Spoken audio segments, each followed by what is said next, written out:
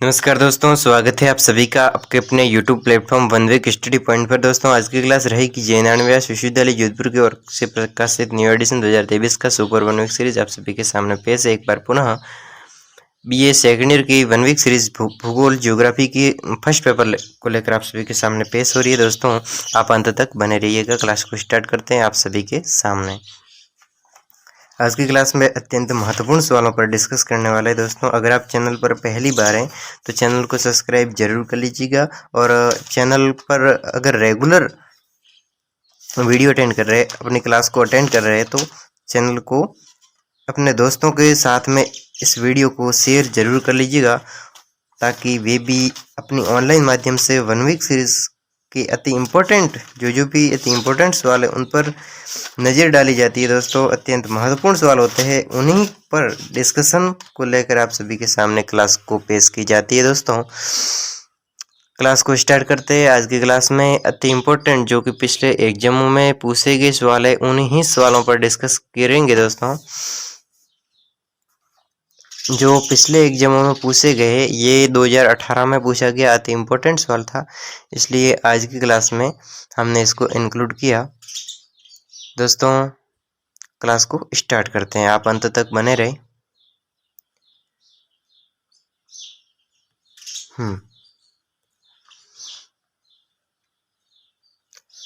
पहला सवाल है 141वां, 2018 के एग्जाम में पूछा गया था। दोस्तों सवाल क्या है कि नगर को परिभाषित कीजिए। नगर की परिभाषा लिखिए, नगर को परिभाषित करना। दोस्तों एग्जाम में ऐसा सवाल आ जाए, आप अपने हिसाब से भी इसका आंसर दे सकते हैं दोस्तों, लेकिन एक बार वन वीक सीरीज को देखा हुआ है तो आप अति स्पष्ट अपने शब्दों में लिखे, लेकिन अति स्पष्ट शब्दों के साथ में उसका उत्तर दे पाए, ताकि आपको नंबर देने में उसके एग्जामिनर के सामने कोई दिक्कत ना आए।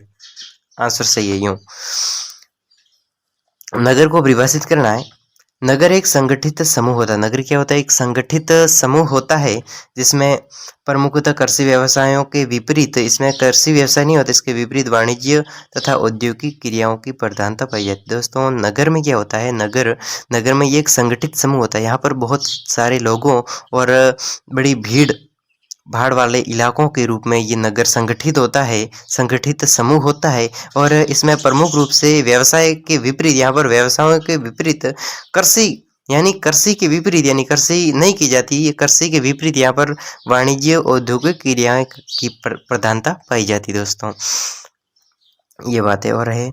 नगरीकरण को परिभाषित करना। नगरीकरण क्या है?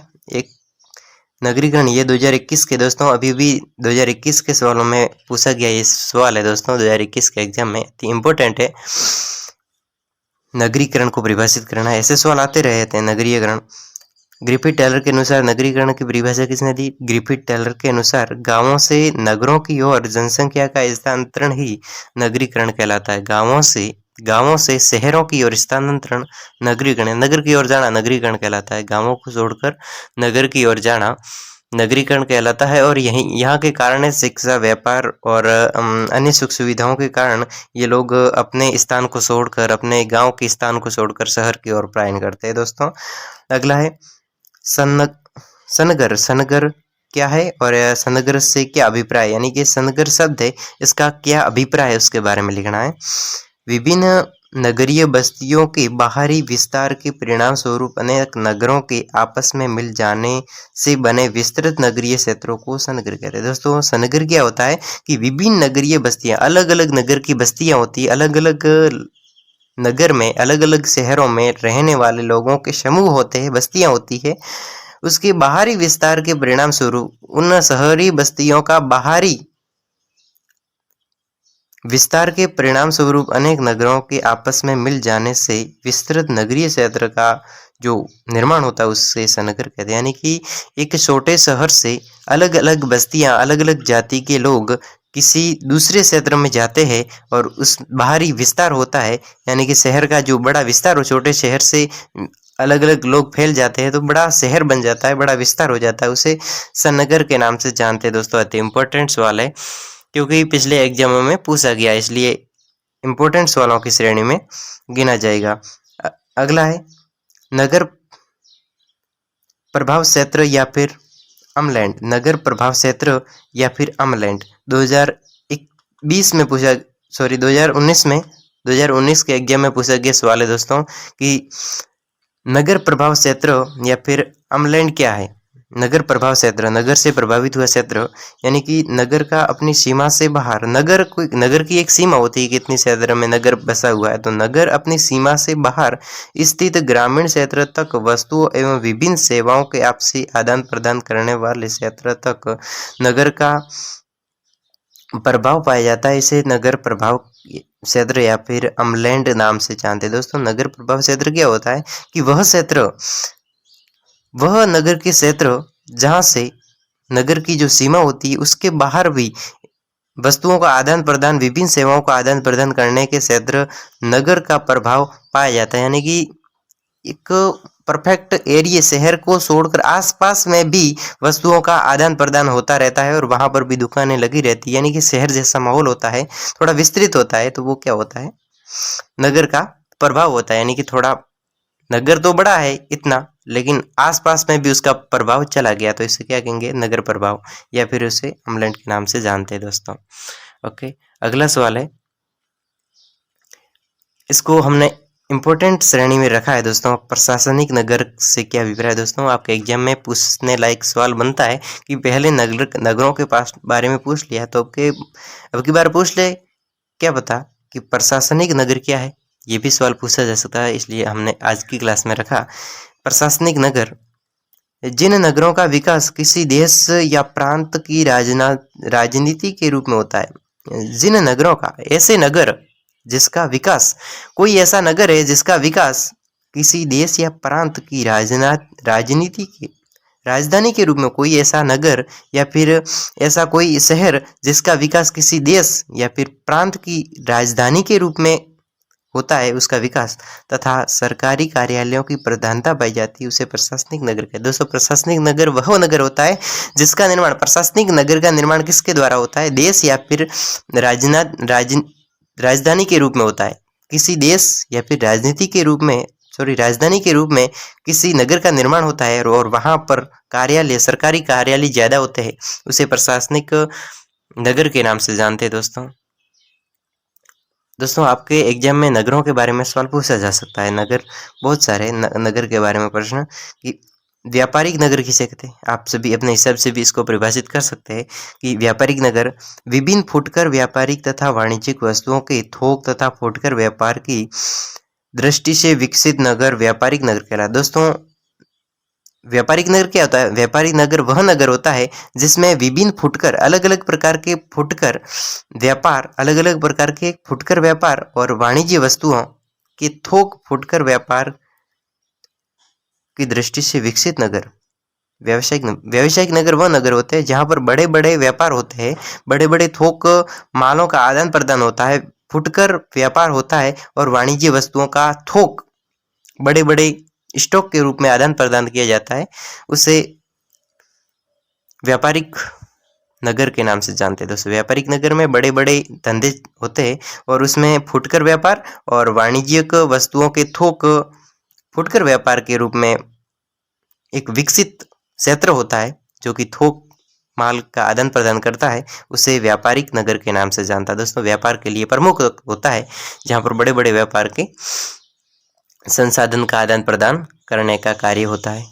ओके, अगला है 147वां सवाल कि सावनियों के नगर 2015 में पूछा गया दोस्तों सवाल है। 2015 के एग्जाम में सेकेंड ईयर ज्योग्राफी के एग्जाम फर्स्ट पेपर में पूछा गया सवाल है, इसलिए ये सावनियों क्या है इसके बारे में कि जिन नगरों का विकास सुरक्षा की दृष्टि से छावनी के रूप में किया जाता है वे नगर छावनी कहलाते हैं। विश्व के Gibraltar, Singapore, port Blair, Port Said, Panama, Ambala, वैसे ये शहरों के नाम है। विश्व में जिब्राल्टर, सिंगापुर, ये अलग अलग देशों के नाम है। और इनमें क्या होता है कि सुरक्षा की दृष्टि से सावनियाँ पाई जाती है। सावनियों के रूप में सुरक्षा की दृष्टि से सावनी के रूप में किया जाता है। यहाँ पर सुरक्षा के लिए नगरों के अंदर एक सावनियाँ बनाई जाती है। सुरक्षा की दृष्टि से नगरों के अंदर सावनियाँ बनाई जाती है, उसे सावनी नगर के नाम से जानते हैं। ये अलग अलग देशों के नाम दे रखे हैं। और मेरठ, जोधपुर, सूरत, दिल्ली, केट आदि नगरों का विकास सुरक्षा तथा सैनिक कार्यों के लिए किया जाता है। ये नगर जो भी आपके सामने पेश हुए, इसका क्या है, इसका उपयोग है वो सैनिक कार्यों के लिए किया जाता है। इसलिए सावनियों के नगर के नाम से जानते हैं दोस्तों। सुरक्षा की दृष्टि से बहुत ही मजबूत होते हैं दोस्तों। अगला है केंद्रीय व्यापार स्थल। क्या है केंद्रीय व्यापार स्थल? यह नगर के हृदय स्थल के लिए प्रयोग किया जाने वाला अमेरिकन शब्द है दोस्तों। केंद्रीय व्यापार स्थल, केंद्रीय व्यापार स्थल दोस्तों अति इंपॉर्टेंट वाला। केंद्रीय व्यापार यानी किसी शहर के अंदर कोई मुख्य स्थान होता है, वहां पर व्यापार की दृष्टि से बहुत ही विकसित शहर होता है। आदान प्रदान व्यापार की दृष्टि से बहुत विकसित भाग होता है। बड़े शहर के बीच का भाग हम कह सकते हैं। यानी कि यह नगर के हृदय स्थल, हृदय कहाँ पर होता है? नगर का हृदय बीच में होगा। तो नगर के हृदय स्थल के लिए प्रयोग में किया जाने वाला अमेरिकन शब्द है दोस्तों। ये केंद्रीय व्यापार है, वो एक अमेरिकन शब्द के रूप में जाना जाता है। और केंद्रीय व्यापार क्षेत्र अर्थात CBD किसी नगर का सबसे महत्वपूर्ण भाग होता है दोस्तों। केंद्रीय व्यापार क्षेत्र होता है वो किसी क्षेत्र का महत्वपूर्ण यानी बीच वाला भाग बहुत ही विकसित होता है, यानी कि महत्वपूर्ण भाग होता है। अधिक भीड़ भाड़, ऊंची इमारतें, बहुमंजिले बहुकार्यिक भवन, महंगी भूमि होती है और अत्यधिक क्रय विक्रय, कम चौड़ी दुकानें, बिल्कुल पतली पतली सी दुकानें होती है। किराया अधिक होता है, यानी कि बाजारों का किराया तो अधिक होगा, आप सभी जानते भी है। और जनसंख्या का शून्य घनत्व, आवासीय इमारतों का अभाव, परिवहन की अधिकता इस क्षेत्र के प्रमुख लक्षण है। परिवहन की अधिकता होती है दोस्तों, बाजारों में देखा होगा आपने। यानी केंद्रीय व्यापार यानी कि बाजारों की बात हो रही। बाजारों के अंदर कोई नगर है, उसके अंदर मुख्य भाग है, उसका हृदय स्थल कहेंगे। उस नगर का हृदय स्थल बीच वाले भाग, यानी कि वहां पर व्यापार की दृष्टि से बहुत ही विकसित है। और ये एक अमेरिकन शब्द के रूप में केंद्रीय व्यापार स्थल के नाम से जानते हैं। और यह उस नगर का सबसे महत्वपूर्ण भाग होता है, यानी कि उस बीच वाला भाग है वो महत्वपूर्ण भाग होता है। और यहाँ पर क्या होता है, भीड़ भाड़ होती है, ऊंची इमारतें होती है, बहुमंजिल यानी कि बिल्डिंगें खड़ी होती है, बहुकार्य के भवन होते हैं और महंगी भूमि होती है। शहर की भूमि महंगी होती है, अत्यधिक क्रय विक्रय होता है, दुकानें बिल्कुल पतली पतली सी होती है, किराया अधिक होता है, जनसंख्या शून्य घनत्व, बिल्कुल यहाँ पर जनसंख्या के लिए आवास स्थान मौजूद होते हैं और आवासीय इमारतें का अभाव होता है। आवासीय इमारतों का आवास करने के लिए इमारतों बिल्कुल कम मिलती है। और परिवहन बिल्कुल बाजारों में परिवहन यानी कि केंद्रीय व्यापार यानी कि नगर में अधिकता होगी परिवहन की साधनों की। और अधिकतर फुटकर दुकानें होती है दोस्तों। केंद्रीय बाजार में क्या होता है, फुटकर दुकानें अधिक होती है। ओके, अगला सवाल है मेगालोपोलिस से क्या आशय है दोस्तों? 2019 के एग्जाम में पूछा गया था, इंपॉर्टेंट सवाल है। मेगालोपोलिस क्या है? मेगालोपोलिस का अर्थ है नगरों से है दोस्तों। मेगालोपोलिस का अर्थ क्या होता है? नगरों से इसका अर्थ है। और इस मेगालोपोलिस के अंतर्गत क्या होता है कि एक ऐसा शहर जिसके अंदर 50 लाख से अधिक जनसंख्या पाई जाती है, तो उसे मेगालोपोलिस के नाम से दोस्तों। ये मेगालोपोलिस, एक बार पुनः, मेगालोपोलिस नगरों के लिए शब्द का प्रयोग किया जाता है। और मेगालोपोलिस वह शहर होता है जिसमें 50 लाख से अधिक लोग रहते हैं, आवासित रहते हैं, उसे मेगालोपोलिस नगर के नाम से जानते हैं दोस्तों। तो इम्पोर्टेंट 2019 के एग्जाम में पूछा गया सवाल, आपको याद करना चाहिए दोस्तों, रट के जाना। गेटो क्या है दोस्तों? अच्छे स्कोर के लिए दोस्तों पढ़ना जरूरी है। वैसे JNU एक्टिव हो गया है और जैसे तैसे तो अपनी पढ़ाई को देख अपने हिसाब से लिख कर आए तो वैसे ही नंबर आएंगे दोस्तों। इसलिए 1 वीक सीरीज एक ऐसा प्रमुख सहारा बन गया है दोस्तों कि आप अच्छा स्कोर कर पाएंगे। और 1 वीक सीरीज में कम से कम आप देख सकते हैं कि जो भी इम्पोर्टेंट कंटेंट होता है वो इसमें शामिल कर दिया जाता है। जो भी इम्पोर्टेंट कंटेंट के सवाल होते हैं वो 1 वीक सीरीज में आ जाते हैं, बाकी कचरा को छोड़ दिया जाता है। और आप सिलेबस पढ़ेंगे तो उसमें कचरे को भी साथ में लेकर पढ़ के आपको समझ के पढ़ना पड़ेगा, नहीं तो इसमें स्पष्ट तरीके से आपके सामने वो क्या होता आप सब पढ़ सकते हैं दोस्तों। चैनल को सब्सक्राइब जरूर कर लीजिएगा। मैं इसी प्रकार हर क्लास आप सभी के सामने पेश करता हूँ। यदि विश्वास नहीं है तो प्ले लिस्ट में जाइए, आपको जरूर सभी की सभी क्लासें मिल जाएगी। रेगुलर क्लास अटेंड कीजिए, आपको फायदा जरूर मिलेगा दोस्तों। हमारा सवाल था गेटो। ये गेटो शब्द क्या है? ये शहर का एक भाग होता है दोस्तों। गेटो शब्द का उपयोग शहर के एक भाग के लिए किया जाता है, जहां पर एक शहर का वह भाग जहां पर एक ही जाति और एक ही धर्म के लोग गरीब अवस्था में रहते, उसे घेटो कहा जाता है दोस्तों। घेटो क्या होता है कि कोई नगर है, उसके एक छोटा सा भाग है, एक कोई नगर बड़ा सा नगर है, उसका छोटा सा कोना सा भाग है, उसके अंदर एक ही जाति के एक ही धर्म के और गरीब लोग, साथ ही साथ गरीब लोग, एक ही जाति एक ही धर्म और गरीब लोग होते हैं। इस जाति को, इस छोटे से भाग को घेटो के नाम से जानते हैं दोस्तों। अति इंपॉर्टेंट 2018 के एग्जाम में पूछा गया, आपके एग्जाम भी आने लायक अत्यंत इंपॉर्टेंट आ सकता है दोस्तों। 100% संभावना बनती है दोस्तों, क्योंकि पिछले एग्जामों के सवाल रिपीट होते हैं। ग्रामीण नगर क्या होता है? ग्रामीण नगर आप सभी जानते हैं कि ऐसा गांव जहां पर ग्रामीण नगर या फिर नगरीय गांव में ग्रामीण तथा नगरीय दोनों प्रकार के सामाजिक सांस्कृतिक वातावरण की विशेषता पाई जाती है, इसे ग्रामीण नगर कहा जाता है दोस्तों। ग्रामीण नगर क्या होता है कि वह नगर, वह क्षेत्र, वह गांव। ग्रामीण नगर क्या होता है कि वह गांव, ये इतना सा बड़ा सा गांव है, ठीक है, उसके एक भाग में तो शहर आ गया और एक भाग में गांव आ गया, नहीं एक भाग में तो दुकानें आ गई और एक भाग में खेत आ गया। एक भाग तो गांव जैसा लगता है और दूसरा भाग शहर जैसा लगता है। तो ऐसा जो नगर होता है, ऐसा जो गांव होता है जिसमें शहर और नगर दोनों के लक्षण पाए जाते हैं, उसे ग्रामीण नगर के नाम से जानते हैं। ऐसा नगर जिसमें शहर और गांव दोनों के लक्षण पाए जाते हैं, शहर की मौजूदगी होती है और गांव की भी मौजूदगी होती है, तो उसे ग्रामीण नगर के नाम से जानते हैं दोस्तों। एक बार पुनः इसकी भाषा में क्या है कि ग्रामीण नगर या फिर ग्रामीण नगर में ग्रामीण तथा नगरीय दोनों प्रकार के सामाजिक सांस्कृतिक वातावरण की विशेषता है। ग्रामीण नगर में दोनों प्रकार की, यानी कि ग्रामीण और नगरीय दोनों प्रकार की सांस्कृतिक वातावरण, यानी कि सांस्कृतिक वातावरण की दृष्टि से देखा जाए, वातावरण यानी कि एक तो शहर का वातावरण भी शामिल है और ग्रामीण वातावरण भी शामिल है, तो वो कौन सा है? ग्रामीण नगर है। ओके, अगला सवाल है,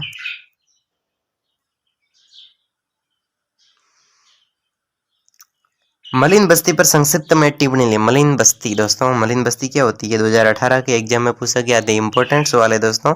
मलिन बस्ती वह बस्ती, शहर का एक भाग है मलिन बस्ती। मलिन बस्ती शहर के वे क्षेत्र होते हैं, शहर कोई भी शहर है, सिटी है, उसका वह भाग, एक छोटा सा वह भाग जिसमें निम्न स्तर के आवास व्यवस्था, बिल्कुल गिरी हुई आवास व्यवस्था पाई है दोस्तों। शहर में, सिटी में बहुत ही अच्छी व्यवस्था पाई जाती है, सड़कों की दृष्टि से, मकानों की दृष्टि से, बिल्डिंगों की दृष्टि से, दुकानों की दृष्टि से, शिक्षा की दृष्टि से, हर क्षेत्र में, परिवहन की दृष्टि से, हर क्षेत्र में देखा जाए तो सिटी, शहर विकसित होता है दोस्तों। लेकिन कहीं कहीं किसी किसी शहरों के अंदर कोई ऐसा क्षेत्र पाया जाता है, हो जाता है शहर जो बिल्कुल कैसा? मलिन है, गंदा है। तो ऐसे शहरों का ऐसा भाग जो गंदा है और उसमें क्या है? आवास है, बिल्कुल निम्न स्तर के, बिल्कुल ना तो घर है, ना परिवहन है, ना सड़कें, अच्छी सड़कें, यानी कि बिल्कुल ऐसा भाग बना है। एक बड़े शहर का कुछ ऐसा भाग हमें नजर आ रहा है जिसमें ना तो घर है, ना सड़क है, ना कुछ शिक्षा की व्यवस्था, यानी निम्न स्तर के जो आवास स्थल पाए जाते हैं। एक बस्ती सदैव ऐसा क्षेत्र होता है, मलिन बस्ती एक ऐसा क्षेत्र होता है जिसमें एक से अधिक आवास होते हैं, लेकिन वो बिल्कुल निम्न स्तर के होते हैं। 1952 में इन्हें पंडित जवाहरलाल नेहरू ने नरक कुंड की संख्या दी है दोस्तों। मलिन बस्ती को पंडित जवाहरलाल नेहरू ने 1952 रखना हो तो रखो, नहीं तो 1952 में जवाहरलाल नेहरू ने मलिन बस्ती को नरक कुंड के नाम से जानते हैं दोस्तों। नरक कुंड की संज्ञा दी है, इसका नाम रखा है दोस्तों। अगली क्लास अगले वीडियो में रहेगी दोस्तों, क्लास लंबी हो जाएगी, इसलिए मैं आपकी अगली क्लास को तैयार करता हूं। तब तक के लिए अनुमति दीजिए, धन्यवाद। अगली क्लास में मिलता हूं, तब तक के लिए बाय बाय।